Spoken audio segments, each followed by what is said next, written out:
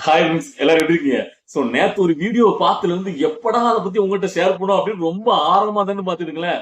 So நான் எதை பத்தி பேச போறேன் ஆல்ரெடி உங்களுக்கே தெரிஞ்சிருக்கும். அதாவது நம்முடைய உருட்டு மன்னன் அண்ணன் சீமான் இருக்காருல்ல, அவர் காலகாலமா மேடையில மைக்க பிடிச்சா பயங்கரமா உருட்டுவாரு. சரியா? அதுலதான் இப்ப செஞ்சில போயிட்டு நேத்து ஒரு பொதுக்கூட்டம் நடந்திருக்காரு. அதுல உருட்டுறதா பொறுத்துக்க முடியாம கீழ இருந்த பொதுமக்கள்ல ஒருத்தன் அசிங்கசியமா அண்ணன் பார்த்து கேட்டான்.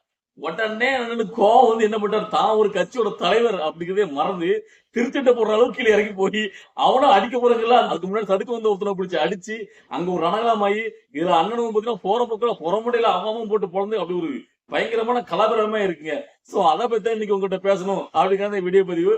சோ எங்க நடந்துச்சு இந்த விஷயம் அப்படின்னு கேட்டீங்கன்னா, செஞ்சி கோட்டையில கோணோரிக்கோன் கோட்டைகள் மீட்பு அப்படின்னு சொல்லிட்டு ஒரு பொதுக்குழு கூட்டத்தை நாம் தமிழ் கட்சியோட ஒருங்கிணைப்பாளர் சீமான் நடத்திருக்காங்க. சோ அங்கதான் இந்த விஷயமே நடந்திருக்கு. அதாவது இதுக்கு முதல்ல என்ன காரணம் கேட்டீங்கன்னா, இவர் எப்பவுமே ஒவ்வொரு ஊர்ல போயிட்டு ஒவ்வொரு மேடை போயிட்டு ஒவ்வொரு சமுதாய மக்கள் இருப்பாங்கல்ல, சோ அவங்கள்ட்ட போயிட்டு நான் தான் உங்களுக்கான வரலாற்றை சொல்றேங்கிறதுல வரலாற்றை திருச்சி திருச்சி சொல்றது. இந்த பிரச்சனைக்கு ஆரம்பத்துல எது காரணமாச்சு கேட்டீங்கன்னா, அந்த செஞ்சில கோனோரிக்கோன் கோட்டையை மீட்பு சொல்லிட்டு இவர் வந்து ஒரு அந்த மேடையில பேசுறாருல, அதுக்கு அங்குள்ள மக்களே இடையில வந்து பாத்தீங்கன்னா கொஞ்சம் பிரச்சனை பண்ணிருக்காங்க. என்ன கேட்டீங்கன்னா, இது கோனோரிக்கோன் கோட்டை கிடையாது, இது வன்னியர் குல சத்திரியர் காடவர் கோனோட கோட்டை. சோ இது தவறா வந்து தேவையில்லாம பேசுறாரு இவரு, இப்படி வந்து வரலாற்று பிரிச்சு பேசுறாரு. அதாவது யாருக்குமே இதை பத்தி நம்ம முன்னாடி சொல்லியிருக்கோம். இவரு வந்து பாத்தீங்கன்னா ஒவ்வொரு இடங்கள்லாம் போயிட்டு இவர்தான் அந்த வரலாற்று வந்து பாத்தீங்கன்னா எல்லாருக்கும் சொல்ற மாதிரி அது வரைக்கும் தமிழ்நாட்டுல தமிழர்கள் யாருக்குமே எந்த ஒரு தமிழர் வரலாறுமே தெரியாத மாதிரி இவர்தான் வந்த போதுதான் தமிழே எல்லாரும் படிக்க ஆரம்பிச்சாங்க. திருக்குறளை இவர் தான் வந்த போதுதான் படிக்க ஆரம்பிச்சாங்கிற மாதிரி இவர்தான் எல்லாருக்கும் வந்து பாத்தீங்கன்னா புதுசு புதுசா பூத்துவார். சோ அப்படிதான் அங்க போயிட்டு தேவையில்லாம பாத்தீங்கன்னா இது வந்து கோனரிக்கோன் கோட்டை மீட்பு அப்படின்னு சொல்லிட்டு பொதுக்கூட்டத்துல பேச ஆரம்பிக்கும் போதே கீழே இருந்து உனக்கு ஒரு வேலை இல்லையா, வாயில இதா வச்சு வந்து விட்டு வந்துருவியா, போயா போயிட்டு ஒரு வேலை தான் பாரியா அப்படின்னு சொல்லிட்டு அசிங்கமா கேட்டாங்க. அதை வந்து சில பேர் என்ன சொல்றாங்க கேட்டீங்கன்னா, இல்ல இன்னும் கேவலமா கேட்டாங்க 2 3 பேரு. அதாவது உனக்கு இதே பொழப்பு தான், இந்த பொழப்பு பிழைக்கிறது வேற ஏதாவது பொழப்பாரு அப்படின்னு சொன்னதாகவும், இல்ல உனக்கு ஒரு வேலையே கிடையாதா, நீ திருந்தியே மாட்டியா, ஊர் ஊரா போயிட்டு இப்படியே உருட்டுறதே வழக்கமா வச்சுட்டு என்ன எனக்கு இங்கெல்லாம் வந்து அப்படி பேசக்கூடாதுன்னு சொல்லி அவர் வன்மையாக கண்டிச்ச மாதிரி அதை பொறுத்துக்க முடியாம தான் நாம் தமிழ் கட்சியோட ஒருங்கிணைப்பாளர் சீமான் அவர்கள் மேடையை விட்டு கோவத்துடன் ஆக்ரோஷமா சீறி கொண்டு கிளம்பியிருக்காரு. தான் ஒரு கட்சியோட தலைவர்ங்கிறதே மறந்துட்டு பயங்கரமா இறங்கி அவரை வந்து கோவத்துல அடிக்கிறதுக்கு போயிருக்காரு. இடையில அதாவது அடிக்கவர் போனவர் யார் அடிச்சாரு கேட்டீங்கன்னா, அதாவது விமர்சனம் பண்ணார்ல, நீ ஏன் இப்படிலாம் பேசிட்டு இருக்க சொல்லி அசிங்கமா கேட்டாரா, அவரை தாக்குறதுதான் போகிறாரு. ஆனா அவரை தாக்கல, இடையில ஒரு கட்சிக்காரங்க மொத்தம் பூந்ததா சொல்லப்படுது, அவரை தான் அடிச்சுட்டு வேகமா போறாரு. எப்பவுமே ஒரு சண்டை போடும் போது நம்ம வந்து எதிராளி தாக்கப்படி எதிராளியை பயப்பட வைக்கணும். அப்ப என்ன பண்ணுவாங்க, கூட இருக்கவங்களே சில பேர் அடிப்பானுங்க. நம்ம படத்துல எல்லாம் காமெடி நீங்க பாத்திருப்பீங்க, டப்புன்னு அடிச்சுட்டு விரோத கட்டணும், இவன் வந்து பாத்தீங்கன்னா அடி வாங்கிட்டு அடிச்சு விடுவாங்க. அதே மாதிரி அவன் கட்சிக்காரன் ஓங்கி அடிச்சு பலாரும் போறாரு. போனா அங்க எல்லாரும் சூழ்ந்துட்டானுங்க. சுத்து முட்டெல்லாம் அண்ணனை போட்டு புறமண்டையில தாக்குன மாதிரி அந்த வீடியோல நமக்கு தெரியுது. தாக்கப்பட்டு தள்ளுமுள்ளாகி அப்படி வெளியில வராரு. சோ இதுதான் அங்க நடந்த விஷயம். சோ இத பார்க்கும்போது தான் நமக்கு வந்து பாத்தீங்கன்னா, அதாவது கொள்கை என்ன, கொள்கை என்ன, நீங்க ஒரு கொள்கை கும்பிட்டியா அப்படின்னு கேட்காரு. முதல்ல இவரு கோமாளி கூட்டத்தை வச்சிருக்காரு. அது கோமாளி கூட்டத்தின் தலைவனா தான் சீமான் அவர்கள் இருக்காரு. இல்ல எங்கேயாவது ஒரு கட்சியோட தலைவர், இல்ல நான் கேட்கிறேன், திருச்சண்டை போடுற மாதிரி ரோட்டை இறங்கி அடிப்படி போடுவாங்களா? இதெல்லாம் வந்து பாத்தீங்கன்னா இது எப்படி அவர் தலைவர் எடுத்துக்க முடியும்? நாம் தமிழ் கட்சி தம்பிகள் காலங்காலம் என்ன சொல்ல கேட்டீங்கன்னா, எங்க அண்ணனை பாத்தீங்கன்னா விட்டா 1 மணி நேரம் இல்ல 10 மணி நேரம் விடாம மழை கொட்டுற மழை என்ன அடிச்சாலும் சரி அவர் ஸ்பீச்சை கேட்டா அப்படி மிரண்டு போயிருங்க. அந்த மாதிரி அதை வச்சானு விட்டுட்டு இருந்தாங்க. சோ இப்ப அதுவுமே மிகப்பெரிய ஒரு உருட்டு அப்படிங்கிறது கன்ஃபார்ம் ஆயிட்டுங்க. என்ன கேட்டீங்கன்னா, ஒரு ஆக்ரோஷமா மேடையில இருந்து இறங்கி போகும்போது அதாவது மைக் இருக்குல்ல, மைக் விட்டு நகர்ந்துட்டாரு. அவர் கீழே இறங்கி போய் சண்டை போட்டுருக்காரு. மைக்ல சீமானுடைய குரல் கேட்டுட்டே இருக்கு அவர் பேசுற மாதிரி. அப்போ இவ்வளவு நாளா அவர் டப்பிங் தான் கொடுத்தாரா அப்படிங்கிற ஒரு கேள்வி நம்மளுக்கு எழுது. அதாவது நீங்க நல்லா பாத்துக்கணும், மேடையில இருந்து ஒருத்தர் மைக்க பிடிச்சு பேசிட்டு மைக்க விட்டு கீழே இறங்கி போகும்போது மைக் திரும்ப தன்னாடி பேசுமா? ஆனா அந்த இடத்துல அப்படி நடந்துச்சுங்க. அதான் நம்மளுக்கு ஒரு டவுட் ஆகுது, என்னடா நடந்துச்சு, அப்ப இவ்வளவு நாள் பின்னாடி டப்பிங் வாய்ஸ் தான் கொடுத்திருந்தாரா, என்னடா இது அவ்வளவுக்குள்ள உணர்ச்சி போக நாம வேற இவ்வளவு நாளா அவர் எவ்வளவுதான் நம்ம வந்து பாத்தீங்கன்னா மாணவரே மத்த விமர்சனங்கள் இருந்தாலும் இந்த மேடை பேச்சுல அவர் வந்து பாத்தீங்கன்னா பயங்கரம் கருச்சித்து பேசுவாரு, தொடர்ந்து கண்டினியூஸா பேசக்கூடியவர் அப்படின்னு நம்ம நினைச்சிட்டு இருந்தோம். இப்ப அதுவுமே போய் தான் மிகப்பெரிய ரூட்டுங்கிறத நம்மளுக்கு ஏத்துக்கொள்ள முடியல. என்ன நடந்துச்சு, அதாவது அந்த வீடியோவை பார்த்தவங்களுக்கு தெரிஞ்சிருக்கும். எத்தனை பேர் இதை வந்து யோசிச்சீங்க பாத்தீங்க, உங்களுக்கு அந்த டவுட் தோணி இருக்கும்ல. நாம் தமிழ் கட்சி தம்பிகள் கொஞ்சமா மனசாட்சி போட சொல்லுங்களா, இது எப்படியா நடக்க முடியும்? மேடையில இருந்து மைக்க விட்டு இறங்கி சண்டை போட போயிட்டாரு உங்க அண்ணன் கீழே, ஆனா மைக்ல அவர் குரல் கேட்டே இருக்கு. சோ இது நம்ம என்ன சொல்ல இல்ல, ஒரு தலைவனுக்கு உண்டான குறைந்தபட்ச எந்த ஒரு நாகரிகம் இல்லாத இவரு வந்து பாத்தீங்கன்னா தளபதி விஜய் அவர்களையும் தமிழை வச்சுக்கிறதையும் கொள்கை கும்பிட்டை கொள்கை இருக்கான்னு விமர்சிக்கிறத பார்க்கும்போது நமக்கு சிரிப்பு தான் வருது. நேத்தும் அந்த மேடையில என்ன சொல்றாரு கேட்டீங்கன்னா, அதாவது அவர் எதுக்காக அந்த செஞ்சி கோட்டை கோனாரி கோட்டை வந்து பாத்தீங்கன்னா பொதுக்குழு கூட்டம் நடத்தாருக்கிறதே மறந்துட்டு அவருடைய முதலாளி சொன்ன தத்துவத்தின் அடிப்படையில் தளபதி விஜய் அவர்களை விமர்சிக்கிறாங்கவே அந்த மேடை கொடுக்காரு. இப்ப அவர் எங்க மேடை போட்டாலும் அங்க வந்து விஜய் தான் விமர்சிப்பாரு. ஏன்னா அதான கொடுக்கப்பட்டிருக்கு. கேட்டா நாங்க எதுக்கு நாங்க அவரை ரசிக்க போறோம், அவங்க வந்து பாத்தீங்கன்னா நாங்க வந்து புலி, நாங்க மான் வேட்டைக்கு போயிட்டு இருப்போம், இடையில இந்த இதெல்லாம் டிவிக்கு எல்லாம் வந்து வந்தா நாங்க கொசு மாதிரி நாங்க அடிச்சு போயிருவோம். அப்படி என்ன மாணாவுக்கு எங்க மேடையை போட்டாலும் விஜய் பத்தி பேசிட்டு இருக்கா, யாராவது கேட்டாங்களா? நேத்தோட என்ன சொல்ல கேட்டீங்கன்னா, அதாவது நாம அவங்களோட கொள்கை என்ன அப்படின்னு கேட்டா தளபதின்னு கத்துறாங்களாம். எனக்கு என்ன கேக்குன்னா தளபதின்னு கேக்குதுங்க.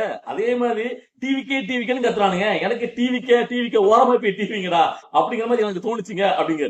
நான் கேக்குறேன், நீ என்ன மாணவருக்கு போல கேட்க? முதல்ல ஆரம்பத்துல கட்சி ஆரம்பிச்சு கொஞ்ச நாளே சொல்லியாச்சு இல்ல, அதாவது பாத்தீங்கன்னா நீங்க ஒரு கொள்கை கூமுட்டை, உங்க கொள்கை கூட்டை எனக்கு ஒத்து வராது, அப்படி 1008 உருட்டியாச்சு இல்ல. அப்படி இப்ப என்ன இருக்கு அவரை பத்தி விமர்சிக்கணும்? நீங்க தான் புலி தானே, நீங்க வந்து மான்வேட்டை, அப்புறம் பாத்தீங்கன்னா நீங்க யானை, அதுக்கப்புறம் நீங்க இந்த மாதிரி பயங்கரமான காட்டெருமை எல்லாம் வேட்டையாடுறவங்க தானே. அப்புறம் என்ன இருக்கு உங்களுடைய மேடையில தேவையில்லாம எதுக்கு வந்து மேடையை போட்டு நம்ம பேசுறதுக்கு என்ன கருத்துக்காக வந்தோமோ அதை பேசிட்டு போகணும்ல. அதை விட்டு டிவிக்கே தளபதி வச்சு பேசுறதுக்கு என்ன, அப்ப என்ன நினைச்சிட்டு இருக்கான்னு தெரியல. அதாவது வாயில வர்றதுக்குள்ளாய் உருட்டு. எவ்வளவு நாள் தான் மக்கள் வந்து அதெல்லாம் கேட்டே இருப்பாங்க, சிரிச்சுட்டே போவாங்க. என்னைக்காவது பொதுமக்களும் பாவம் தானே, கால ரத்தம் வடியுமா இல்லையா? அவர் பாட்ட மேடையை போட்டா சுதந்திர நேரம் தான், எல்லாரும் கருத்துரிமை இருக்கு. அதுக்குன்னு பொதுமக்களுக்கு கொஞ்சம் பாத்தீங்கன்னா ஓவரா அப்படி பேசினா அவங்க டென்ஷன் ஆயிட்டாங்க. ஆனா நறுக்கு நாக்கப்படுங்கமே கேட்டாங்க. இனிமே எல்லா மேடைகள்ல இவர் எந்த ஊருக்கு போனாலும் இதுதான். இனிமே எனக்கு தெரிஞ்சு ஒவ்வொரு கட்சியும் மேடை போடும் போது என்ன பேச போறோம் அப்படி ப்ரிப்பேர் பண்ணிட்டு வருவாங்கல்ல. இவங்க வந்து பாத்தீங்கன்னா நம்ம செங்கல் ஏதாவது தூக்கிட்டு போகணும், வேற என்ன பண்ண முடியும்? இவங்க பாட்டு மேடையை போட்டு மைக்கை பிடிச்சி கதற வேண்டியது. அப்ப ஏத்தாப்ப இருக்கவங்க கேட்டா இருப்பான். மக்கள் எல்லாம் பாத்தீங்கன்னா அவங்களுக்கு ஒரு நியூசன்ஸ் மாதிரி தானே ஆகுது, அவங்களுக்கு வந்து எரிச்சல் வருது இல்ல. சும்மா கொஞ்சம் மைக்கை போயிட்டு வந்து வாயில வந்து அடிச்சு உருட்டிட்டு இருந்தா பிக்கப் பாட்டு செஞ்சு சாப்பிட்டேன், ஆமைக்கறி சாப்பிட்டேன், நான் வந்து ஆனா உருந்தா ஆரம்பத்துல பெரியார் எங்க தாத்தான்னு உருட்ட வேண்டியது. அதுக்கப்புறம் வந்து பாத்தீங்கன்னா பெரியார் போட்டு பொழந்துட்டேன், பெரியார் எப்படிங்க தலைவர் ஆகுது. இப்படி காலங்காலமா எங்க தம்பி வாராப்பா கட்சி ஆரம்பிச்சு, அவர் வந்து அண்ணன் நான் சேரப்பா, அவருடைய மாநாட்டுக்கு போவோம்ப்பா, என் தம்பி நான் சொல்லி கட்சி ஆரம்பிப்பா, என் தம்பி என்ன எடுத்து அரசியல் பண்ணி அவனை இருக்க மாட்டப்பா அப்படின்னு 1008 ஊட்ட உருட்டிக்கிட்டு அதுக்கப்புறம் அவனை வந்து பாத்தீங்கன்னா போர்த்து இருக்க போறான் அப்படிங்கிறது. சோ இதெல்லாம் பார்த்தா மக்கள் கோபம் வருமாதான்.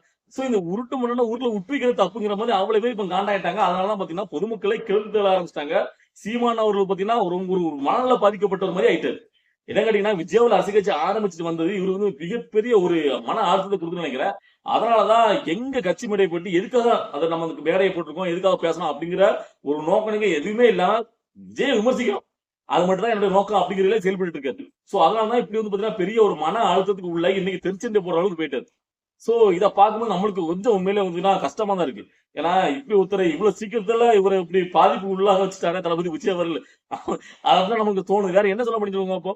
அதாவது இல்ல இதை நம்ம ஏன் சொல்ல வேண்டிய கேட்டீங்கன்னா, நாம் தமிழ் கட்சி தும்பிகள் நல்லா பாத்துக்கணும்பா. ஏன்னு கேட்டீங்கன்னா உங்க நொன்ன எதுக்காக கட்சி ஆரம்பிச்சுட்டாரு, எதுக்காக இந்த இயக்கத்தை ஆரம்பிச்சு நான் வந்து பாத்தீங்கன்னா மக்களுக்காக வந்தேன், தமிழ் மக்களாக வந்தேன்னு சொல்றாரு.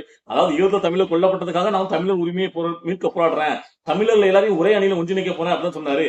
அப்புறம் இங்க வந்துட்டு பாத்தீங்கன்னா ஒவ்வொரு ஏரியாவா போயிட்டு ஒவ்வொரு ஊரா போயிட்டு ஒவ்வொரு ஜாதி இயக்கங்களோட போய் கலந்துக்கிட்டு அந்த ஜாதியில போயிட்டு தான் கட்சி வேட்பாளர் அறிமுகம் பண்றது ஏதாவது வழக்கமா ஒண்ணு இருக்காரு. இது எப்படி கேட்டீங்கன்னா, தமிழ்நாட்டில் இருக்கக்கூடிய ஒவ்வொரு சாதி அமைகளும் போயிட்டு கும்பு விடுறது.